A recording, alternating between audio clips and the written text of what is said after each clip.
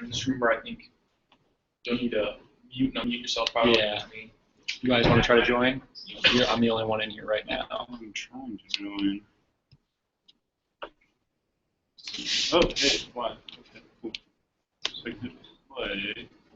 Does that actually drop me into the preview now? No. I know. No, that just plays YouTube.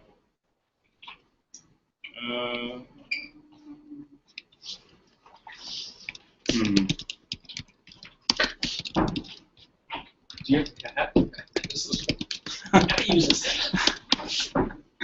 As usual, we're good.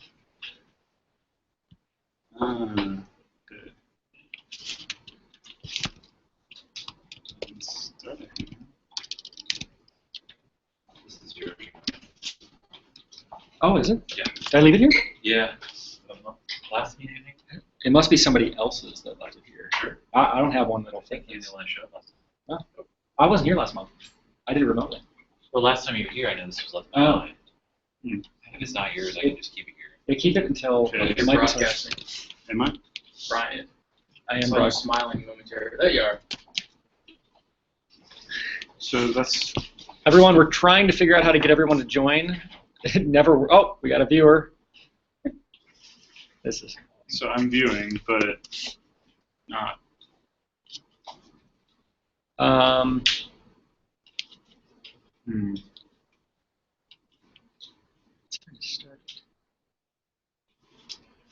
Did you click this?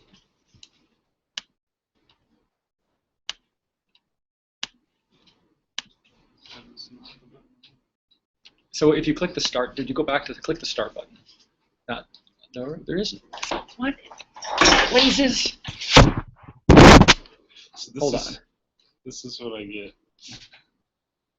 There's links here. Oh, hey, look. No, that's YouTube. That's the video embed. That's the event.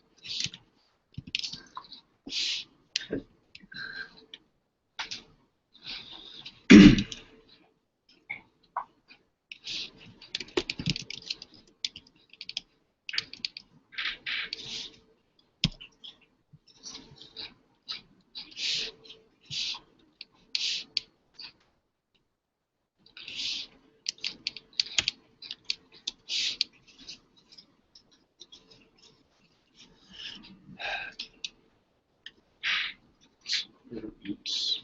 We have 5 viewers. We're getting there. I don't even have an invite. Here's what I'm going to do.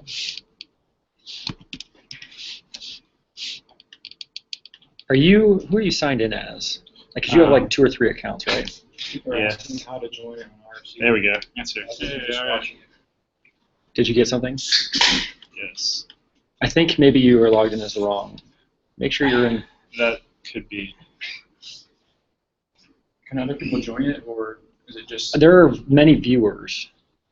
Am I in? No, there we go.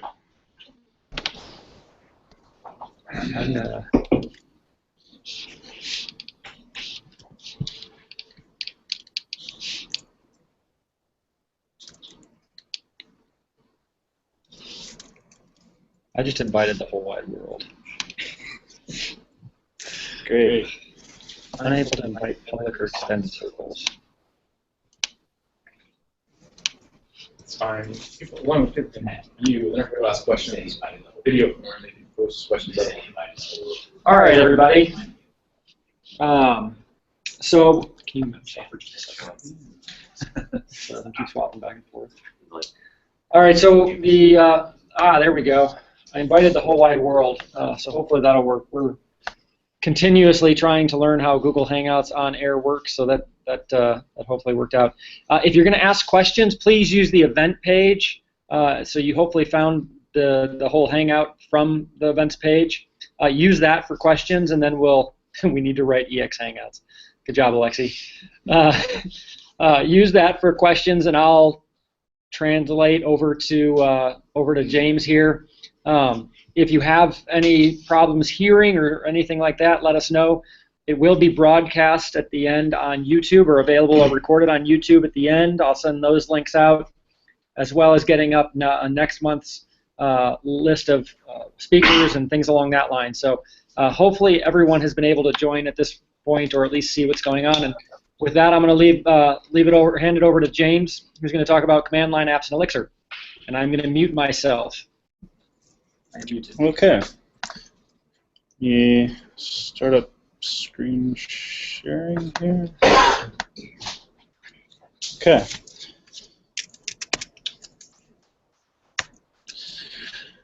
All right, hopefully the video is still going. Hello everybody, my name is James Smith. I work at Gaslight, where I mostly write Ruby applications and lots of JavaScript and CoffeeScript these days. Sometimes I'm a wizard,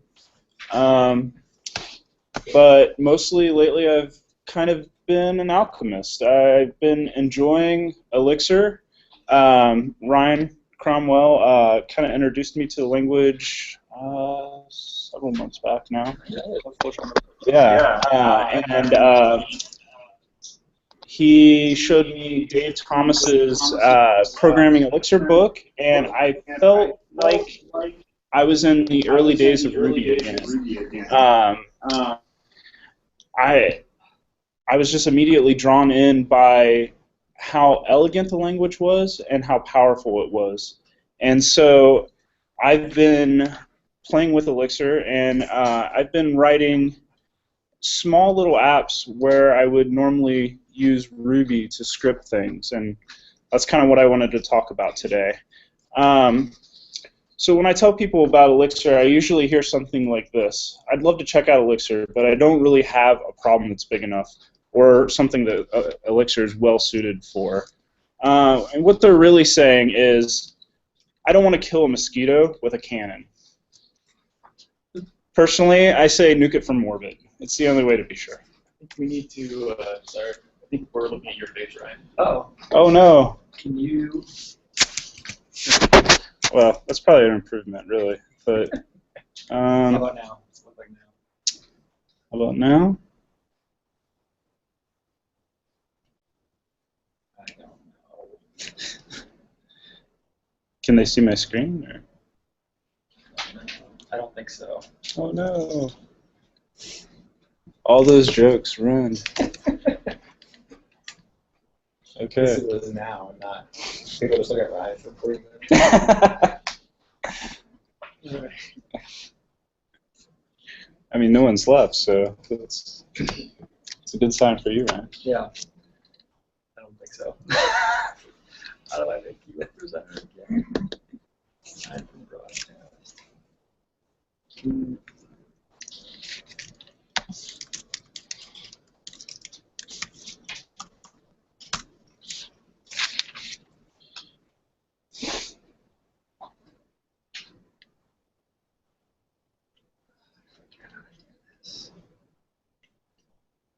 Don't think that's what we want at all. We did the on-air of mine last time. Is that I know. is that it? Do I just need to click me? Hey, look at that. That's cool. Are you clicking you? Inception. Click on Inception. yourself. Yeah. There, I can see your screen now. I Oh. have no idea what's being recorded, but we can see your screen now. Go ahead. All right. I don't know what people caught and what people didn't, so we'll just we'll do it again. Do it live. So, in case you didn't hear, hi, my name's James. I work at Gaslight. We write Ruby and JavaScript apps, and that's what I do with most of my day. But lately I've been spending my nights in Elixir, and sometimes I'm a wizard, but lately I've been feeling like an alchemist. So Ryan showed me Elixir several months ago, and I've been kind of taken with it ever since. I get the feeling that I did very early on in Ruby, and I was immediately drawn in by Elixir, how powerful it was, yet maintained its expressiveness in the same way that Ruby is expressive.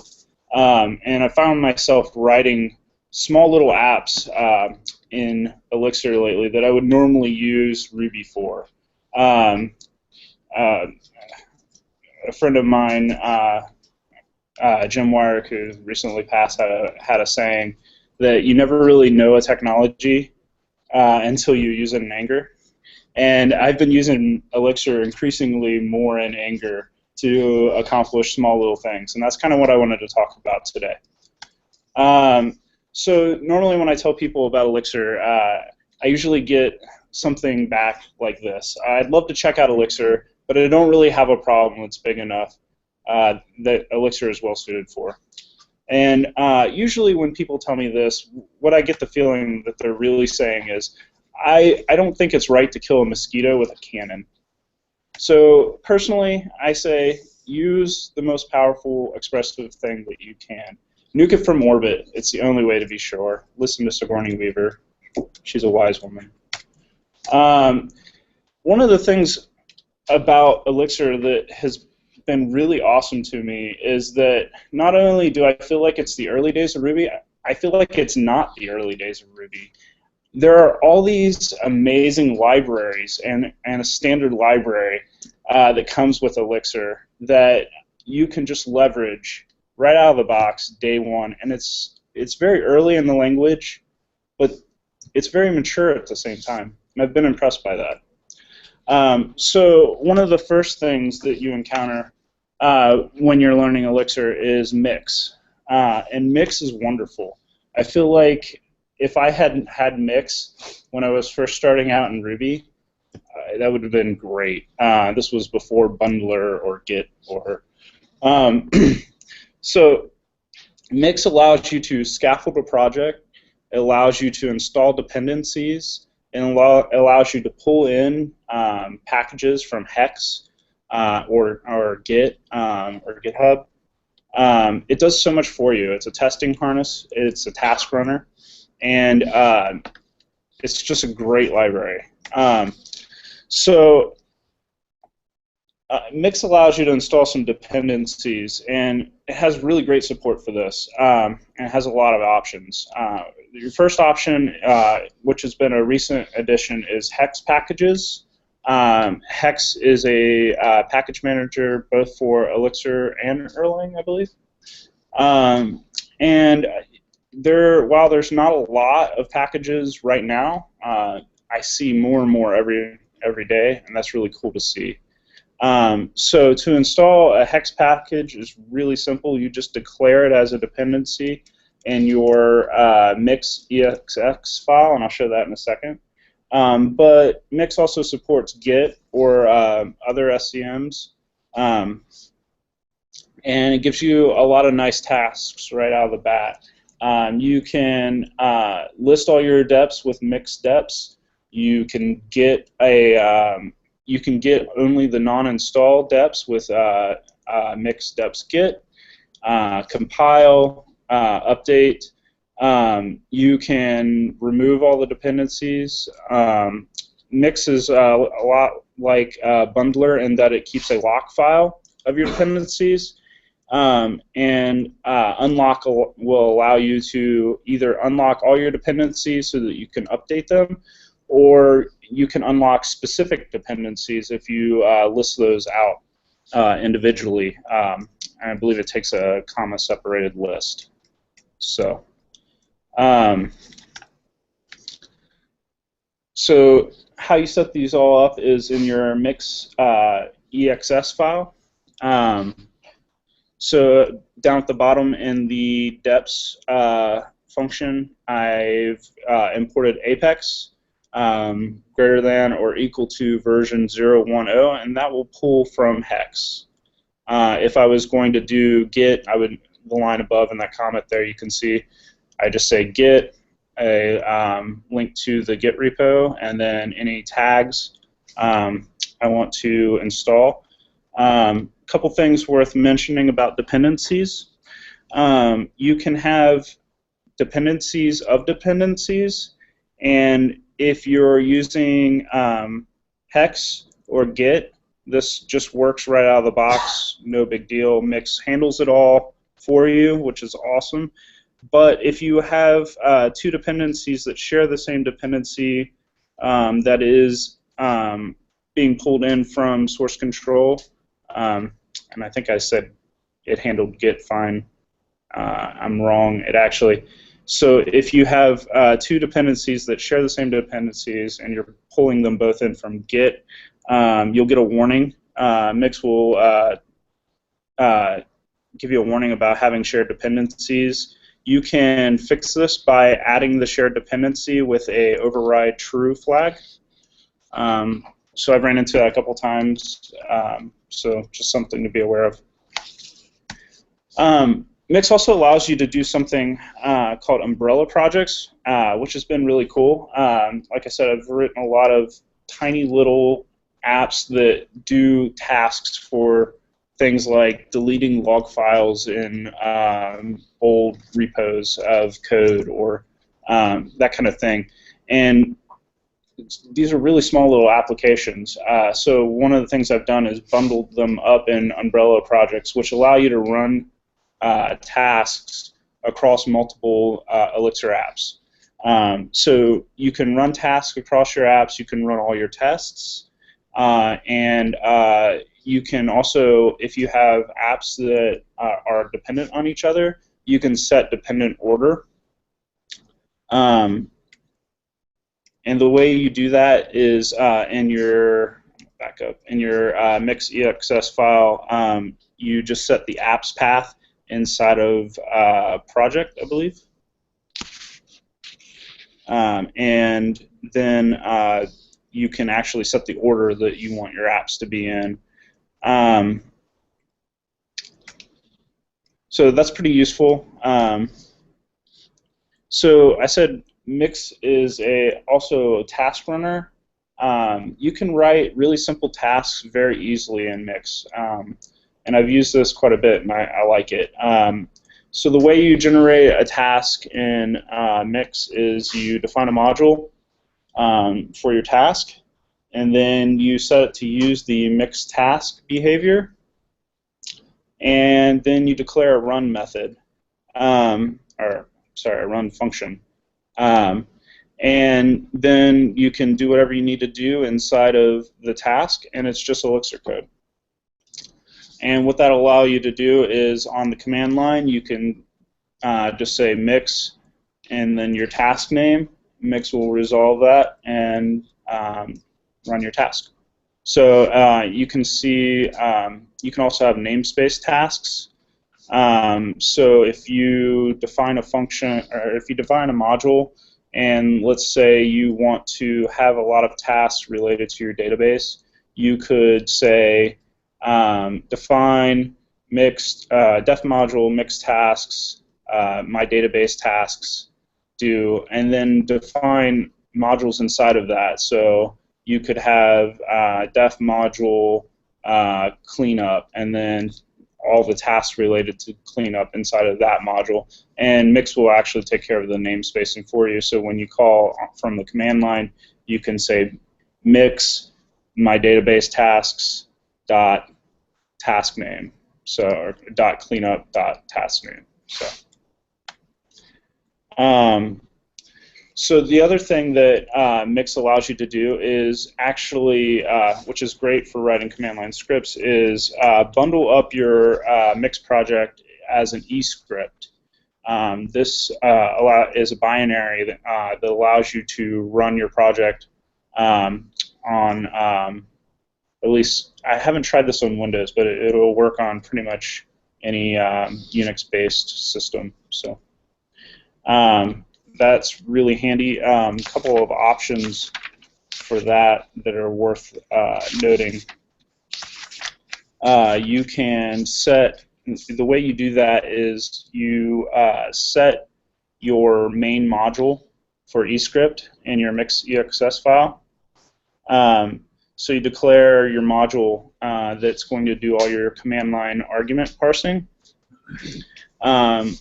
And the good thing about that is in Elixir, you have an option parser available in the standard library, which is really awesome. I've worked in a few languages that did not have this, and parsing command line args is kind of a pain. So it's really declarative. You just call out to option parser.parse. The first argument is the args, and then you can declare specific switches. So you can see here it's kind of convention to have a help switch, so I declare that I have a help switch that's value is a Boolean. It's either there or isn't. And you can also alias switches, which is kind of nice. The way option parse gives you back a tuple, and you can handle that by using a case statement. And you can see here we match on help true goes to help, and then we define a process function that pattern matches on help. And the system halt 0 there is how to exit with a 0 argument. So also pretty helpful. And the thing I like about this is you can very elegantly set up, in your main function, get the args, parse them, do what I need to do. So once again, Elixir is really expressive, and I like that quite a bit. So the way, after you declare your main module and you implement your CLI module, the only thing you need to do is call mix escriptize, and it will compile your project and generate a escript. By default, it is the name of your project. If you want to change that name, you can set a option inside of mix to say escript app_name, I believe. The other option is you can actually have escript bundle Elixir with it, and I believe that's just escript bundle_ Elixir, and then that's true or false. So it bundles Elixir with it? Yeah. Oh, sorry. Yeah. Yeah, I have not played with that a lot. I was actually having some trouble earlier, and if anyone knows this, how to just let me know. But I was actually trying to use some of Mix's internal libraries, some of their functions that they provide in the Mix utils module. And when I run escript, it'll generate the escript, but it gives me a rather cryptic Erlang error that it can't find Mix utils, even though I've imported it. And I tried setting that in my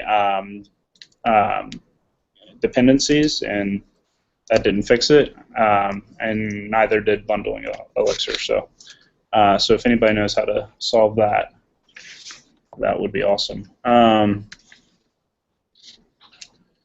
So that's basic option parsing.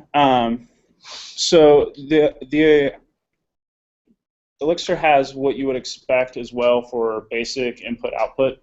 And if you're familiar with Ruby at all, this should be really familiar.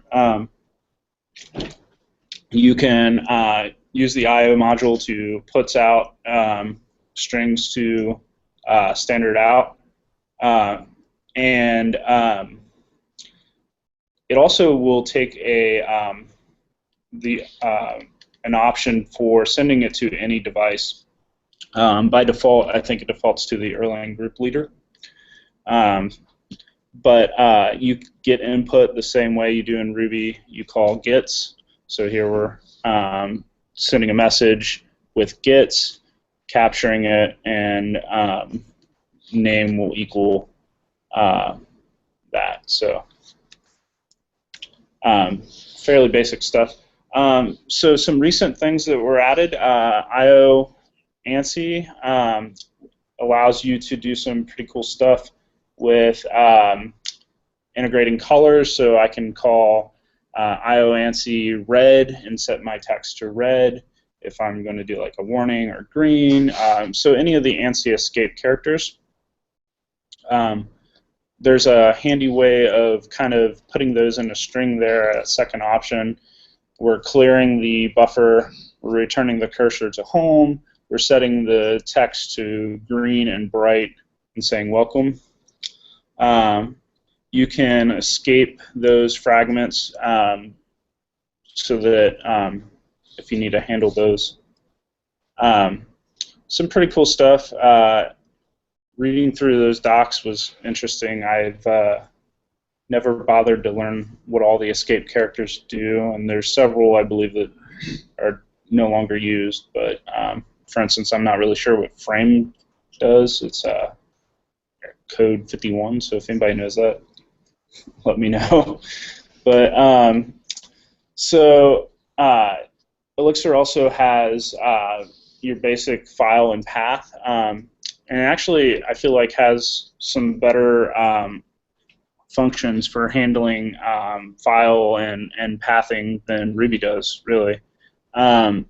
So file.open, file.close, as you would expect, file read. Caveat to that is if you want to use any of the I/O module with a file, you need to pass the option Atom UTF-8. That tells Elixir that you're going to be reading these files as binary strings, and that allows you to use the rest of the I/O module. So path join, path expand all work as you would expect. Something I found really helpful is path wildcard, so you can declare a glob, and path will find all of the files that match that glob. So if I said, you know, test/star/star.coffee, it'll give me all the coffee script files inside of test. It's pretty cool. So the other thing that has been really cool to play with lately has been port.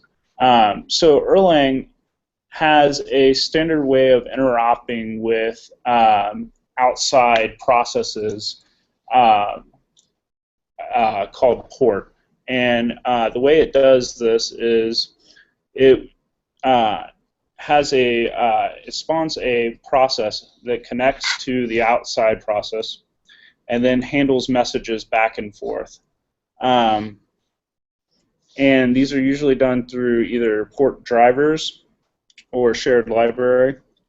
Out of the box, I think Elixir, Erlang, sorry, supports C drivers. I think I saw a JS driver recently, which is kind of interesting, and a shell driver. This is different than if you've ever used system.command. System command will launch a process and return the output. This can actually allow you to interact with processes, and I'll show that here. So, that's a little jarring, sorry. So you declare a port by calling the port module and open, and we say that we want to spawn. Sorry, that should be a tuple. And then the thing you want to spawn. So for instance, if we want to do a simple ls, and then it takes some options. The two that I've used,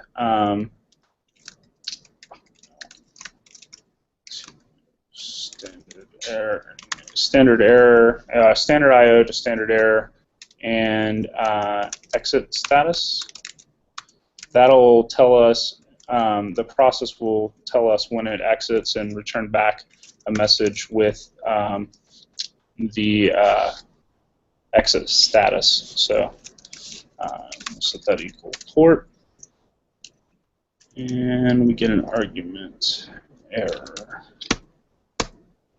Why is that? Sorry, let me check the syntax on that real quick.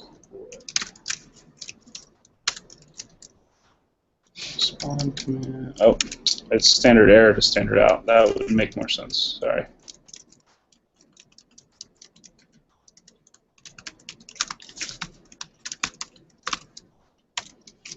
So that gives us a port process, and then we can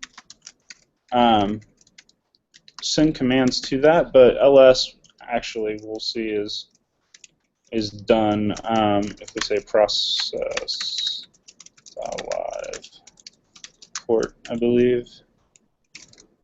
Oh, it doesn't know how to do that. Okay. Well, what we'll actually see is we have a message in our mailbox that the port sent us. So it sent us back a message, data, and then a list of the files. So, which is cool, but you can do that same kind of thing with system.command, right? So no big deal. But what port allows you to do is interrupt with things. So we could also say port spawn vim. Yeah, and we'll just get the exit status of that. And you'll see very quickly that we are in Vim, though my shell is a little. So if we do a flush there, hey, look, we're in Vim. And that process is going to just sit out there and wait for a command. So we can actually send that port a command.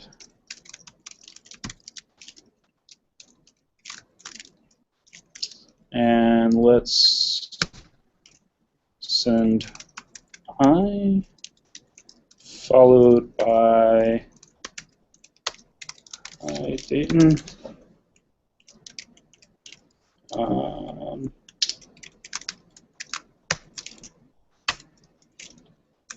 And in a flush, and somewhere in there, right in the middle, we'll see hi. And this is kind of crazy. So, and then, okay, let's see, escape. We could say, what is the escape sequence for escape? Does anybody know that by chance? For what? The escape sequence for escape. Actually, you know what? I'm going to cheat. I have, in my Vim, I have JJ bound to escape. So we should be out of insert mode now. Alright, so let's send it right and quit. Cool. And, alright, so now let's flush. And if I put that, that should show that it wrote and quit.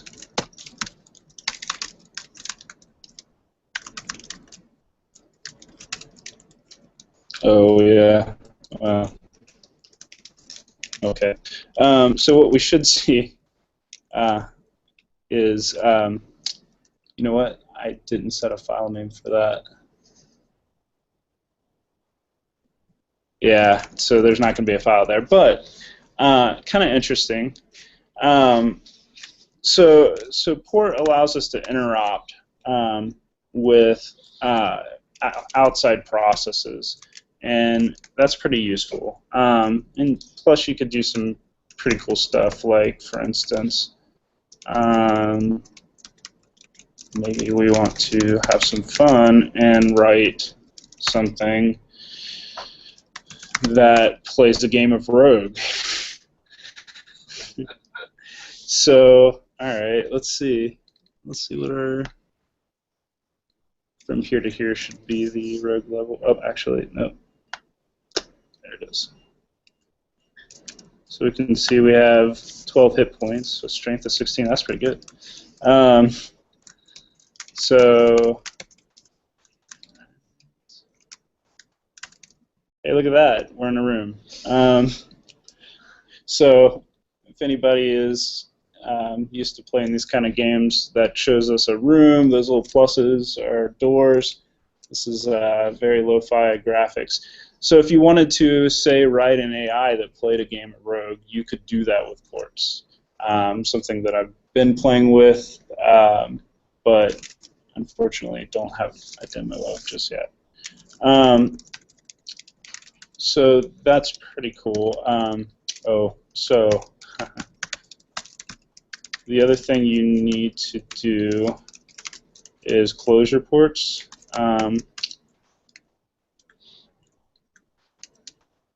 Oh, no, I got that backwards. Once again, Ruby. All right, cool. And that should allow us to know. Interesting.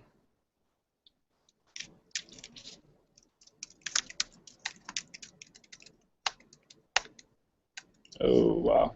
So there's a warning in the port documentation in Erlang.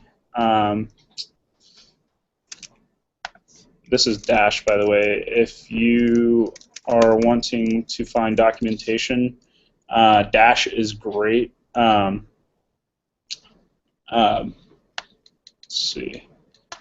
But in the Erlang documentation, there is a warning about ports that do not close can make the Erlang VM unstable, and Rogue sometimes does exactly that.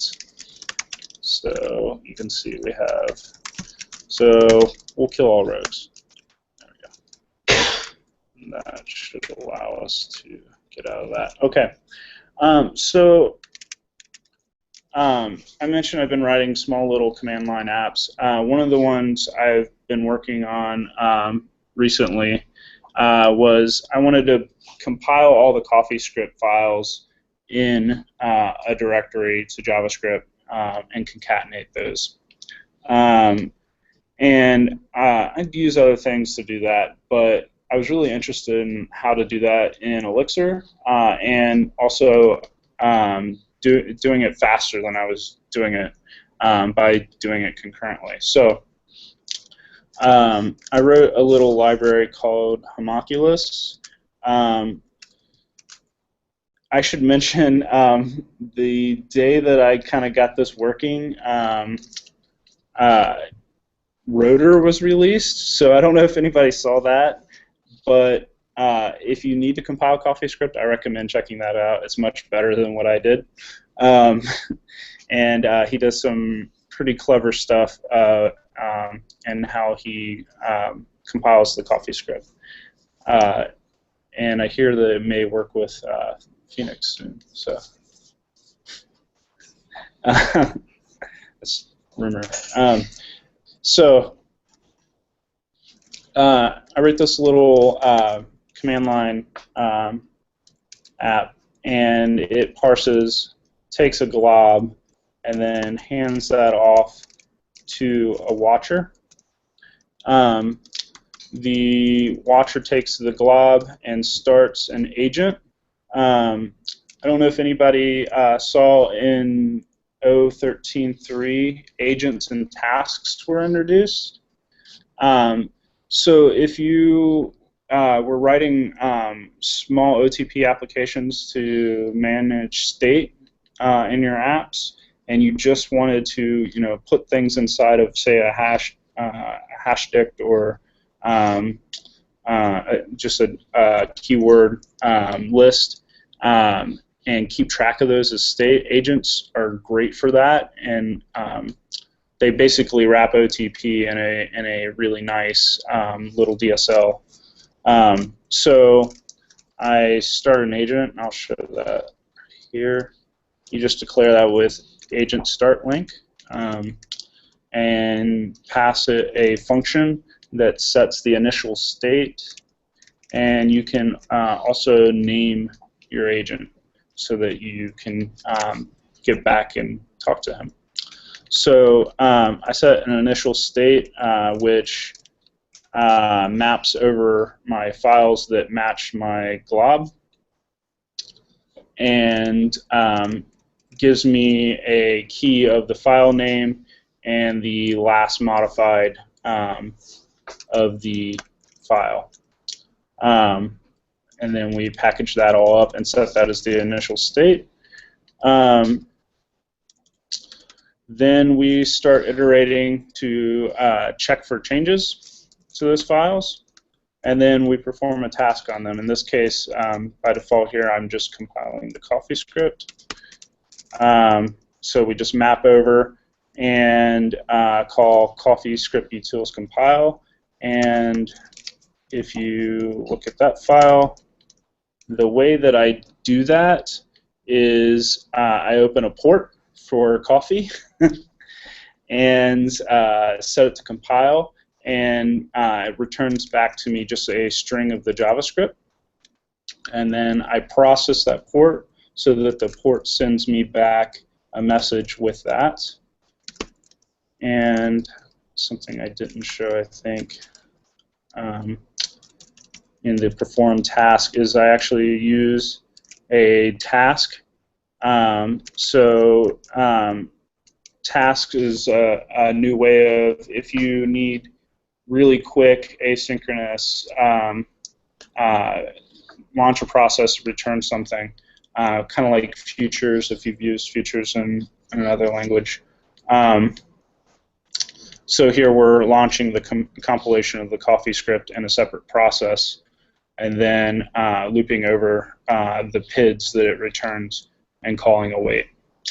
And then we're concatenating those into our target, in this case just application or app.js. So running a little long here, sorry, but so I can show that real quick. So I ran eScript and have a little binary called homunculus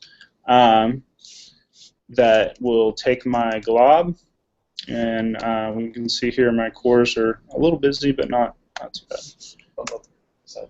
Oh, sorry.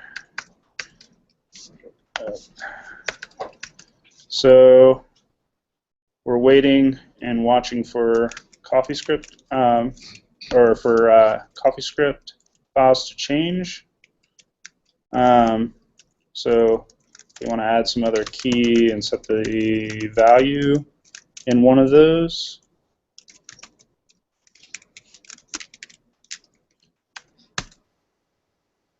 That it compiled it, and all of my cores have been put to use, and we're done. So that's 50 or so CoffeeScript files getting compiled across 8 cores. So a little faster than Sprockets. So so that's some of the fun things I've been doing in Elixir lately. Elixir is great. It gives me some great standard libraries out of the box. It allows me to write small little applications, not just large, concurrent, massive applications, and to do it in a way that's elegant and readable like I would do it in Ruby. And when I need it, I have a cannon available to kill that mosquito with things like agents and tasks getting added. You can really easily do concurrent behaviors inside of your small little command line apps. So that's pretty much all I have. So if anybody has any questions. We have a couple of questions. So one is, Alexi wants to know what the Gauge app that you're using is, or what is that? Did you write that with the... This? Yeah. Oh, that's HTOP. I did not write that. Oh, okay. So here, let me get to another tab. HTOP, you can brew install that. Is a nice top application that can show you your processors, just nicer behavior around top. So cool. It's especially fun to use when you're programming in Elixir. So. Let's see here. Oh, I would like to know if you plan on rebuilding Gulp in Elixir. That would be awesome. I do not. Rotor is pretty much that. So the library I mentioned earlier, ROTR. OTR. And for those there, Akash is on the Hangout right now. Yes. See him. And in fact, if he wants to post a link to that, I can bring that up. It's just #/rotor. If I can type. Yep, there it is. You can see I've been looking through that. So Rotor is a library, a build system, to compile things, run commands. This was pretty awesome. There's some great code here to pour through, and the way he accomplishes compiling CoffeeScript is different than the way I do it. He doesn't have to use ports, which is kind of nice. Yeah. So, he uses the JS driver. Oh, beautiful. Yeah. So. Alexi has a question. Apart from concurrency, what other things does Elixir offer for choosing it over Ruby for small command line apps? The selling points is what he's looking for. So, selling points for writing small command line applications? I'm going to be honest. Ruby can write great command line applications. My point really is that Elixir can too. So really the choice is up to you. I've really enjoyed Elixir from a syntax and expressiveness standpoint. I like some of the libraries that are out there, and I like the ability that if I need concurrency, it's there. I have another question. So one of the challenges that I see with distributing Elixir apps, even these script.as ones, is getting them into your path and letting global ones installed. And then also, how do we deal with versions and things? Kind of the RVM problem, the binary gems. So the problem. Version problem can be somewhat solved by bundling Elixir along with your eScript. The pathing, it's kind of sounds silly, but if I was on a Mac and I wanted to distribute my command line app, I would probably write a homebrew script for it and do it that way. Homebrew is pretty great, and using Ruby to install Elixir is kind of amusing, but yeah. Okay. It's true.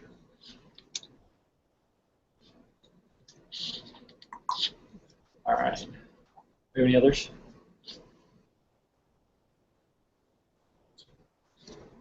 Cool. Well, thanks, everybody. Yeah, without a doubt. So, you leave yours, unmuted, leave yours. Actually, I'll take over. Yeah, go. Maybe another question here. Nope. Elixir for concurrent CLI apps. That's the selling point.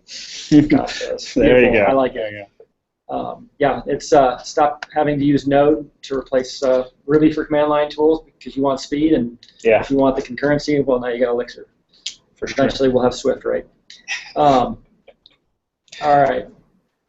Okay, so I am about to post the link to the next Dayton Elixir, which is in July. I don't have quite the date in front of me, but I'll post it here as well as on Twitter, and we'll get it out on the Dayton Elixir one. We don't yet have a topic for that, but it won't be too long, I would imagine. We've got a couple of people who suggested ideas, and I'm going to I'm going to go to ElixirConf, steal all their thunder by talking to all the speakers that are coming up at ElixirConf. See if I can get a few of those guys to come online as well and talk. But until then, enjoy yourself. Sign up for ElixirConf. Play with some of the command line apps. See what the task and agents are all about. And we'll talk to you later. Thanks, everybody.